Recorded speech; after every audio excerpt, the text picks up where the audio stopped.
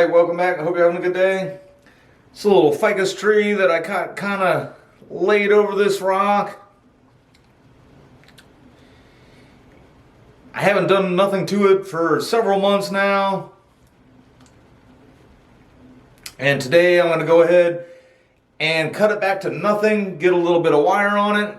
And I tell you, some people have commented, and I've even gotten some messages from people saying like, oh, it was a beautiful tree to start with, but you cut it back to nothing. I'm going to show you why I do that. And this is why I can get away with cutting them back all the way like that. This was done just about a month ago. And you can see down here with my weather that this thing has come back already. But when you cut them way back like that, you can see a little bit better. So you can put the wire on. This thing's got wire all on it. Recovering nicely. I'm even going to go ahead. And it's got some stray branches here that are kind of growing down and back into the plant a little bit. And again, this is just a month after I cut it all the way back. And so like I said, people ask me all the time, like, you cut the tree back to where there's nothing on it, it's bare, there's nothing there. I do that because they'll bounce right back. And also so you can see, the work you're doing on it and everything.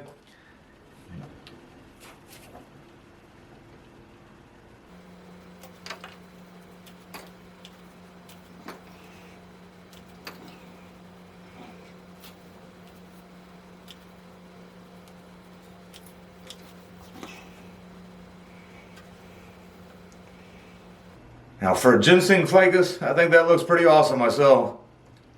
Try not to pat myself on the back too much, but looking pretty nice. That tree I'm working on right now is actually all these branches. This down here is a ficus microcarpa that they take and they get the roots really fat, and then they just graft another ficus microcarpa to the top. And the tree I'm actually working on today was one of the grafts on this tree. It actually popped out. After it popped out, it actually caused a bunch of weird, like gall-like growths right in the middle of it here where it came out at. But that's where that actually came from. And that's why I know, almost any ficus really, except for the Benjamin variety, you can cut all the way back to nothing and they'll come back every time. And I said this has just been actually like 2-3 days short of a month since I did the video on this guy the last time and cut it back to nothing. Alright, and now back to this tree here. And like I said, all the way down, this thing was just a little stick when it came off of that graft. And I stuck it in a little tiny, like a little succulent pot, like you get a little cactus in, and shoved it in with a rock. Like this rock here actually pretty much filled up the entire pot. This rock is not even all that big. And I just kind of threw it off the side and kind of gave it one of those, like, if it lives kind of a attitude. And sure enough, it lived. It almost actually even got to the point where it was looking like it was going to bust out of the rock, or out of that pot there. I had it in a blue pot for a little while. I've got several videos on it. I actually repotted it into this pot in a video. I'll include that in the description, as I don't know if I've made a playlist just for this one yet. So I really haven't done that much work to it, just because it's been a little more delicate than some of the other trees that I have. And, the more delicate it is, the more you want to just kind of like let it grow and everything. I would like to point out, I see a lot of people get really panicked when they see a few yellow leaves on a tree. This thing, if your tree looks like this and it's healthy, there's absolutely nothing wrong with having a few yellow ones. That just means that it's just shedding some old stuff and it's got a little growth spurt going on and everything.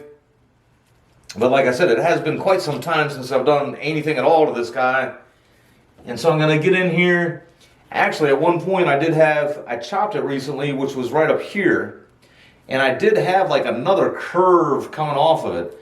And I know in an old video I had said, like, I think it's getting too tall and I got too much of an S curve going on here, because I have, coming up off the rock, I got one curve and another one, and then I had like another one up here. And I said I was going to go ahead and chop it down. And I actually did, and tried to save the video, and I just lost the video somehow or another. I think I was just going through a little point where I needed some room on a disc, and I was deleting stuff that I thought I had edited and I was done with, and I didn't realize I really wasn't done with this one. Just let it grow out to where I could kind of do a video without a little update and everything on it. I'll take out all the straight up growth. I'll wind up defoliating it at one point, But before I do anything like that, I want to make sure I take out all the growth I don't want. And even some of the growth I do want, like right here, I'm cutting kind of back for some taper.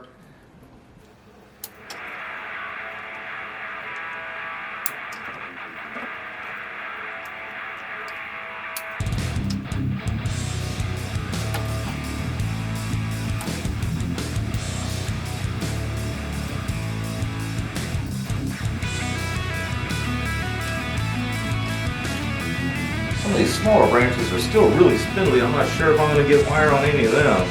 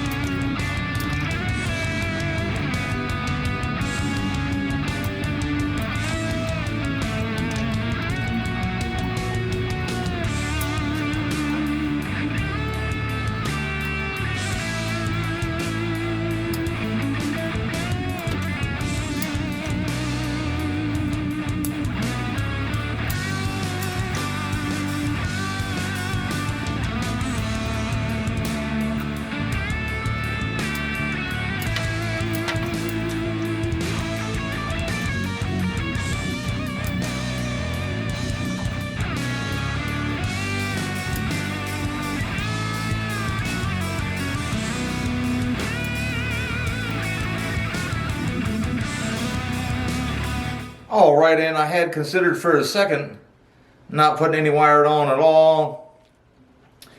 But these main branches were kind of sticking up a little bit, and I already had a little bit of movement in them, so I just decided to get the wire on there just so I could try to hold that movement. And as this thing does spring back to life, should work out pretty good. Up here, I feel like it hasn't done the greatest job of that. Right there is where I chopped it at. And it's really busy up here, and it really hasn't picked a good solid leader yet.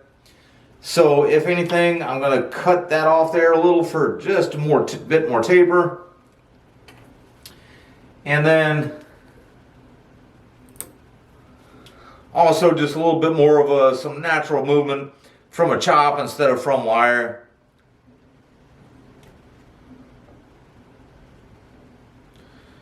This little guy's pretty cool.